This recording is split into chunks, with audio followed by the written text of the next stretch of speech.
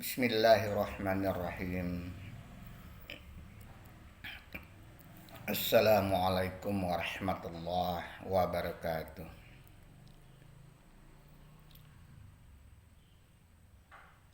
Alhamdulillahi nahmaduhu wa nasta'inu wa nastaghfiruh. Wa na'udzu billahi min syururi anfusina wa min sayyiati a'malina. May yahdihillahu fala mudilla lahu wa may yudlil fala hadiyalah. Asyhadu an la ilaha illallah wahdahu la syarikalah wa asyhadu anna Muhammadan abduhu wa rasuluh. Allahumma shalli ala wa nabiyyika Muhammadin sallallahu alaihi wasallam. Puji dan syukur kita panjatkan kehadirat Allah Subhanahu wa taala yang telah memberikan karunia, rahmat dan nikmat-Nya kepada kita sekalian, sehingga sampai hari ini kita masih diberi kenikmatan kesehatan, nikmat umur, nikmat iman, serta kita mampu melaksanakan berbagai aktivitas dan tugas-tugas keseharian kita. Saudara-saudara yang berbahagia, dalam kesempatan ini saya mengajak kita sekalian untuk melihat, mengkaji daripada surah Al-Fajr ayat 15 hingga 16. A'udzu billahi minasyaitonir rajim. Bismillahirrahmanirrahim. Wa amal insanu mabtalahu raqubuhu wa akramahu wa anama wa yaqulu rabbi akraman wa amma ijamabtalahu qadarahu alaihi rizqah fa yaqulu rabbi ahanan. Artinya, maka adapun manusia apabila Tuhan mengujinya dengan kemuliaan dan mengujinya dengan kesenangan, maka dia berkata, Tuhanku telah memuliakanku. Namun apabila Tuhan mengujinya dengan kemuliaan dan mengurangi rezekinya, maka dia berkata, Tuhanku telah menghinaku. Di dalam tafsir Ibnu Katsir dikatakan bahwa ayat ini adalah mematahkan stigma manusia yang selalu mengukur kecintaan Allah itu berupa kebendaan, kebahagiaan, kemuliaan, kedudukan, jabatan, dan lain sebagainya.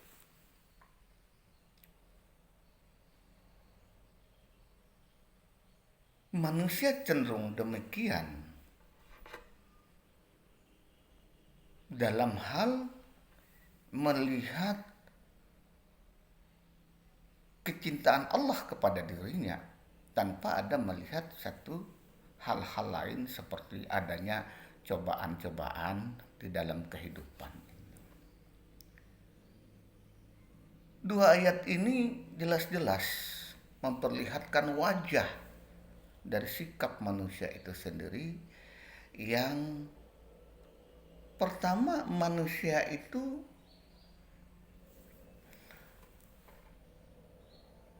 diberikan ujian terhadap kehidupannya. Bisa berupa kesenangan, banyaknya harta benda yang dimiliki, dapatnya keturunan dan lain sebagainya. Ini adalah bentuk daripada cobaan, bentuk dari ujian-ujian Allah. Yang kedua, ayat ini mengajarkan kita di dalam kehidupan menghindari daripada sikap hidup yang takabur dan putus asa. Jadi kita sebagai hamba Allah jangan selalu takabur atas apa yang kita miliki, atas nikmat yang kita dapatkan, atas jabatan kedudukan yang kita dapatkan. Dan juga jangan putus asa terhadap cobaan-cobaan dan ujian dari Allah. Karena Allah akan menguji hambanya yang bertakwa, akan menguji hambanya yang beriman untuk meningkatkan kesadaran terbawinya, untuk meningkatkan kesadaran kepribadiannya terhadap qada dan qadar Allah Subhanahu wa ta'ala.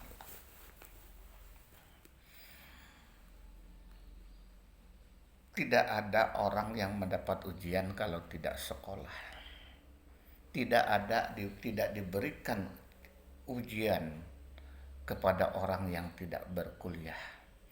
Hanya orang yang sekolah, orang yang kuliah diberi ujian dalam rangka meningkatkan kapasitas dan kapabilitas daripada siswa dan mahasiswa itu sendiri. Demikian juga Allah tentunya memberikan cobaan dan ujian kepada hambanya yang merindukan kasih sayang Allah Subhanahu wa ta'ala. Maka kita diberi warna kehidupan. Kadang-kadang kita diberi kebaikan, kesenangan, kebahagiaan. Terkadang pula kita diberi kesedihan dengan berupa sedikit dapat rezeki atau yang lainnya. Kemudian hikmah daripada ayat ini yang lain adalah meningkatkan rasa sabar, rasa syukur kita kepada Allah Subhanahu wa ta'ala dan selalu bersabar atas segala cobaan dari Allah Subhanahu wa ta'ala. Sebagaimana di dalam ayat lain Allah berkata, la in syakartum la azidanakum wa la in kafartum inna adzabi lasyadid. Barang siapa bersyukur atas nikmatku, kata Allah, niscaya nikmatku akan kutambah. Dan barang siapa kufur terhadap nikmatku, inna adzabi lasyadid. Ingat, azabku teramat pedih. Di ayat yang lain Allah katakan, ya ayyuhalladzina amanu ista'inu bisabri wassalah innallaha ma'as sabirin. Hai orang-orang yang beriman, jadikanlah salat dan sabar sebagai penolongmu. Sesungguhnya Allah beserta orang-orang yang sabar. Ini salat itu kita tahu sebagai tiang agama.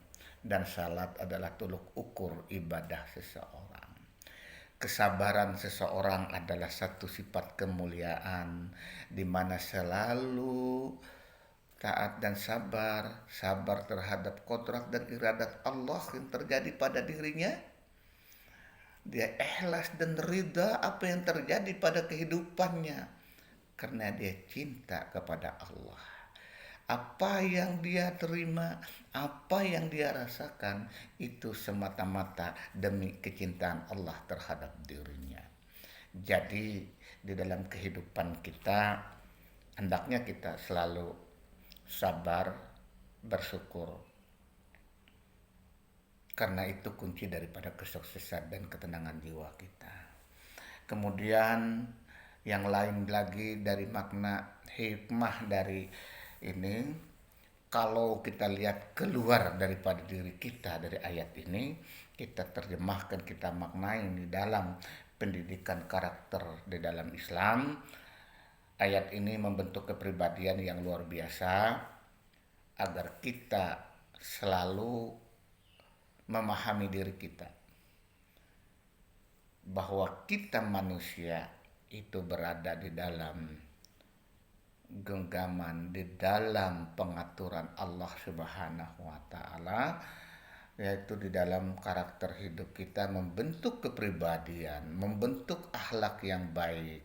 Sesama orang kita tidak melihat dia lebih rendah daripada kita, dan kita tidak meletakkan diri kita lebih tinggi dari mereka. Kita hanyalah hamba Allah yang sama-sama menghirup napas yang udara yang sama dari Allah.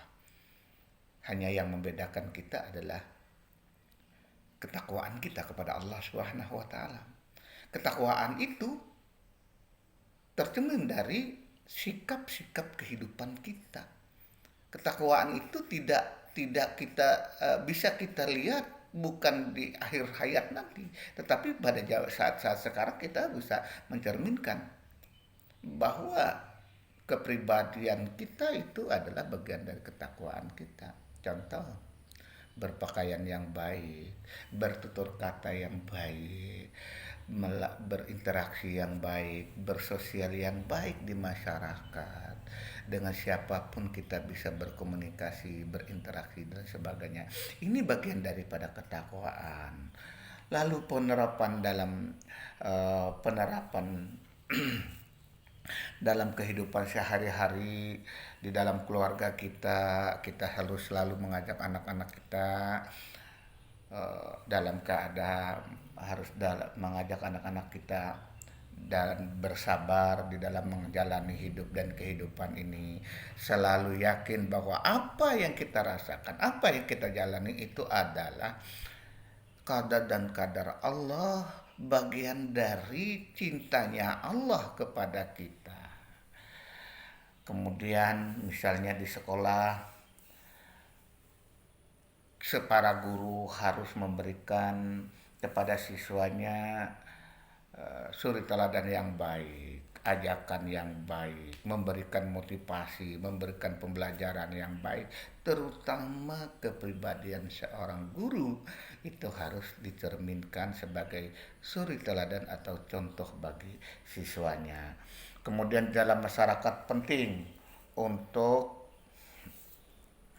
menciptakan budaya hidup